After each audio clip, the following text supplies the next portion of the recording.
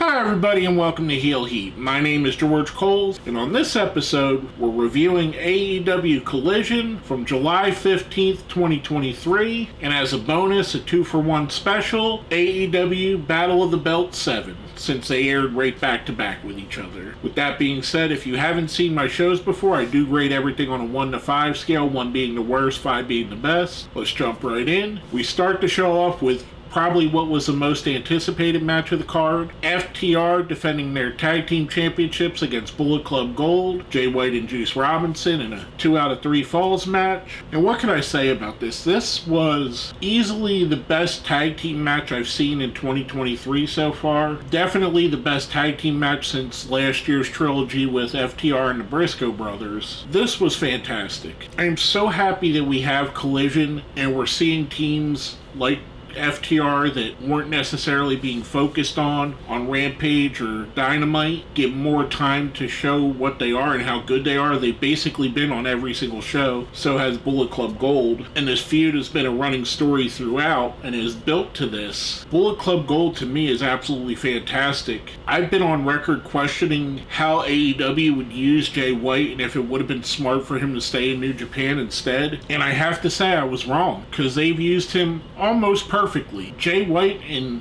AEW is probably just this short of MJF for being their top heel, and he's fantastic here. And Juice Robinson, as good as he was in New Japan and in NXT, I think this is Juice Robinson's best run of his career. This match was absolutely fantastic. The Bullet Club Gold pick up the first win out of the 3, basically making the face team of FTR fight from behind and have to rally.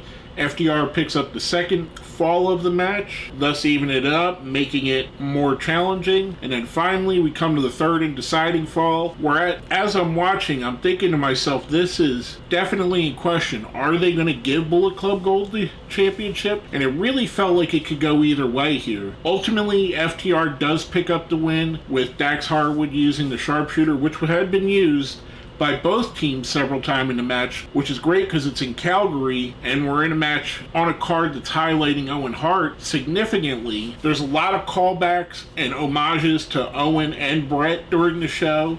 FTR are wearing their trunks that have the somewhat Hart Foundation looking design on the back, and that's just one of many callbacks on the show. This was absolutely great. They went right about an hour. I think it was 57 minutes. Basically took up the first half of the show with this. Fantastic match. I mean, FTR picks up the win, two falls to 1. Afterwards, they go to shake Bullet Club Gold's hands. Jay White spits on them, which, according to the linked list that came out, that's supposed to be a no-no, so I kind of wonder if certain talents get to use certain things, and it's more of, we don't want you to use the same spot over and over again, then it's a flat-out hard ban, because we've seen CM Punk use some ban moves later, and we'll talk about that when we get there. I'm giving this a 5. I thought it was absolutely fantastic. Like I said, probably the best tag team match of the year. That's followed up with our finals of the Owen Hart Memorial Tournament on the women's side. We get Ruby Soho versus Willow Nightingale. This is the second year in a row that Ruby has made the finals, this time as a heel. Both seem to have more homages to the Hart family. Both have pink in their gear. Again, keeping with the theme here. I really enjoyed this match. I thought it was good. I really like these two as wrestlers. Ruby is among one of my favorite women's wrestlers of all time. Willow is a perfect babyface. I think she's just amazing. Like a Ricky Steamboat level babyface in my opinion. Ultimately, Willow Nightingale does pick up the win here. I'm giving this one a 4. I thought it was really good. That's followed up with a backstage segment with Powerhouse Hobb, who's talking to QT Marshall, and Harley Cameron's there as well. There's something about Harley Cameron. She's got something there. She's going to be a star. I don't know that it's all put together yet, but she's going to be a star, mark my words. And it's not just because she's beautiful. That helps. But she's got a quality that makes you want to watch her, because there's a ton of beautiful women on every wrestling show that I don't care about at all. But something about her makes me pay attention. Basically, QT is trying to get Hobbs to forgive him for what happened last week. Basically comes out and says, if I have to fight the most dangerous person in AEW, I will, to get your respect back. Which Hobbs says actions mean more than words. So at some point, we're going to see QT wrestle somebody there. I don't know who they would consider the most dangerous person in AEW. Are they going to go with Wardlow maybe, or Jon Moxley, Hobbs, Lance Archer, Malachi Black? I mean, there's a bunch of dangerous wrestlers that they could be talking about here. It could even be a Big Show or Mark Henry appearance. Interesting to see where that goes from there. I'd be willing to bet whoever the dangerous wrestler he goes up against facilitates a Hobbs turn where he leaves QT Marshall's faction, and that dangerous wrestler takes his spot to then start a feud between the two. Just kind of where I would go with it and kind of what I think they might do with it. So yeah, it's another cool segment. I've said on record I'd like to see Hobbs break out from this because I think Hobbs is an absolute star. So it's awesome to see them furthering this. That's followed up with the Kings of the Black Throne, Brody King and Malachi Black, going up against two local wrestlers. I believe they said their names were Artemis Spencer and Randy Myers. I could be wrong. I could have misheard Ian Riccaboni when he mentioned it. Which, by the way, Ian Riccaboni did a fantastic job subbing in for Kevin Kelly. The announce team did not lose a step. I've often said on these that Kevin Kelly and Nigel McGuinness is my favorite announce team in wrestling right now. Ian stepping in just felt like you replaced one great announcer with another great announcer. This was fantastic on the announcing end. This is basically a match to showcase Black and King, who I think are both awesome, and again further the feud with Andrade, who comes out towards the end of the match and basically gets stopped by a bunch of referees, which is kind of refreshing to see because too often in AEW, chaos is just let to go. We see people get jumped all over the place, interference, so it's refreshing to see rules be put in place. And no, I'm not going to go on a rant on how AEW is garbage and they don't have any rules. I like most of their shows. I just think that the logic here is great. Ultimately, as you could guess, the Kings of the Black Throne pick up a win here. I thought this is good. A nice storyline advancement. I'm giving it a 4. Then we go to our main event, which is the finals of the men's Owen Hart Memorial Tournament. CM Punk versus Ricky Starks. And again, we have more homages. Punk is wearing a very Bret Hart looking version of his gear. He does several Bret's moves, a Russian leg sweep, the elbow off the top rope, which kind of got a weird reception. I kind of would think the crowd would have been with him when he'd done that, but they kind of booed him like he was mocking Bret, which I kind of find a little bit strange because everybody knows that Punk loves Bret Hart. This is a really fun match. We get to the end, and I might be wrong on this, but there was a lot of back and forth false finishes towards the end where they're both trying to jockey for position, and Starks eventually rolls up Punk and gets the pin with the assistance of holding a rope, so Stark picks up the win. I seem to remember an Owen Hart and Bret Hart match going that way where Owen got a win in a similar fashion. I might be wrong, but if I'm right, I think it would be an awesome homage to put here. I actually like this, and there's a couple reasons why. I think Starks, again, like Powerhouse Hobbs, is someone that's been underutilized, and it's great to see him get something here. He can build off of this, build off of the win of the tournament, build off of beating CM Punk. Punk has an out because Starks pinned him while using the ropes. And also, if you're going to go with the backstage rumors that CM Punk is hard to work with, well, he just put over Ricky Starks pretty good here and probably made Ricky Starks look better than he's ever looked in AEW. Just saying, just my opinion. I'm not trying to take sides in the battle. I'm just pointing some things out. I really enjoyed this. I thought this was rather good. I'm giving this a 5 as well. I thought it was fantastic. Now that ends our Collision part of the show. Then we go right into the Battle of the Belts, which I have mixed feelings about. For one, I don't think Battle of the Belts has been treated as well as it should have been. I feel like it should have been treated like a Clash of the Champions, where you get to see pay-per-view level matches on TV for free, see title changes there. It's not been treated that way. It's been treated as basically an extra hour on formerly Rampage. Now I guess they're going to tack it on to Collision. And there are title defenses here, and I'm not knocking it for the matches or the titles here. Just the event itself should feel more special. This should be an outlier. I mean, maybe put it on Sunday afternoon even. Give it a special feel. Build to that as being a special. Don't tell us like a week ahead of time, oh, we're going to have Battle of the Belts, by the way, a week before Blood and Guts, and the same night as the end of the Owen Hart Memorial Tournaments, but it's important. Don't worry about it. With that being said, let's go into our first match on the Battle of the Belts.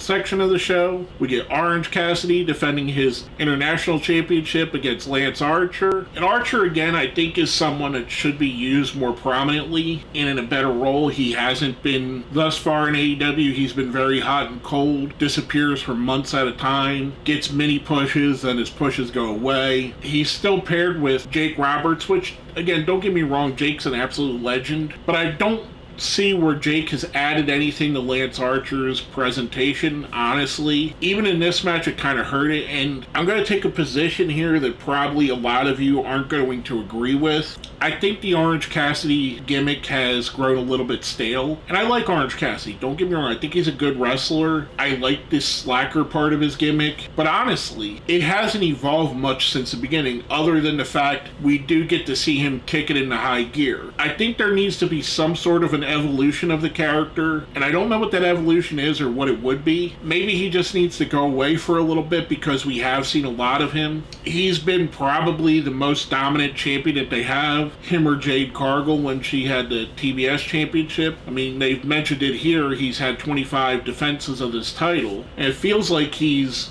defending it basically every show, and it feels like it's the same story every show. I would just like to see an evolution here. This match was okay. The back and forth with Cassidy and Jake Roberts, I wasn't really a huge fan of. The finish, I thought the finish was creative with basically Orange Cassidy surviving by Lance Archer getting counted out. And I get the story they're kind of going with where he's being worn down. Injuries are starting to get to him. But again, I just feel the character needs a little bit of an evolution here. Cassidy does pick up the win. I'm giving this one a 3. I thought it was good. I just wanted a little bit more. That's followed up with an in-ring segment with Tony Schiavone and Acclaimed and Billy Gunn, of course.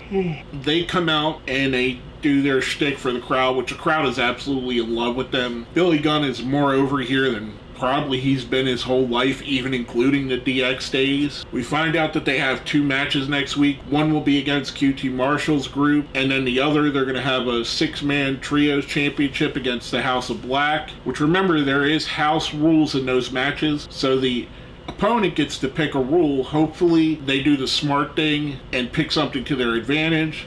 It's a cool little segment, a nice way to break up what so far has been a very wrestling heavy show, give the fans a little bit of something different, a little variety here. Everyone loves the Acclaimed, I love the Acclaimed, you love the Acclaimed, the crowd loved the Acclaimed. This was pretty good. That's followed up with a women's championship match. We have Toni Storm defending against Taya Valkyrie, and I kind of feel the same way I feel about Lance Archer, and to an extent Hobbs and Starks, that I do about Taya Valkyrie. She was brought in and she's obviously one of the best women wrestlers in the world. Taya is amazing, but I feel like she's not been used properly and she's not been used enough. And don't get me wrong, I don't necessarily think she should have beat Toni Storm here. I just think that we don't care about her because she's not on our TV enough, and we don't know if she's a face, we don't know if she's a heel, we don't know what her motivations are. We haven't seen her rack up big wins. Matter of fact, I think for the most part, we've seen her only lose. This was a good match. Unfortunately, the feed had some issues. From what I read, there were storms in Calgary that kind of took the feed out for a little bit, so we didn't get to see the end of it. I'm going to give this an incomplete. I'm not going to rate it just because of that. It did put a little bit of a damper on it, in my opinion, but it is what it is. Unfortunately, that's the drawback of running a live TV show. And I'm surprised it actually doesn't happen more often. I mean, the last time I could think of something like this happening is the In Your House Beware of Dog. There probably were some minor incidents where it was like a second or two where the feed would drop, but this is the first major one I could think of, and there's probably a few that I forgot. That leads us right into the presentation of the Owen Hart cups and belts representing the winners. Martha Hart comes out with Tony Khan, awards our winners Willow Nightingale and Ricky Starks here. I love these segments. I think one of the smartest things AEW has done is involve Martha Hart here. Give the fans who grew up loving Owen Hart and wrestlers that were inspired from Owen Hart, give them that connection that we've wanted for so long. since he passed away. I mean, we had the one DVD set that WWE put out, but now we're getting Owen mentioned on TV. We're getting new Owen Hart t-shirts. Owen Hart's in their video game. We're seeing highlights of Owen Hart matches. We get to honor and respect the memory of one of the great wrestlers of all time. One of my favorites of his generation, and just a great, great wrestler. This was absolutely fantastic. I'm never going to dislike these segments. I thought this was awesome. After the presentation, we go into our final match of the show. We have Luchasaurus defending the TNT Championship against Shawn Spears.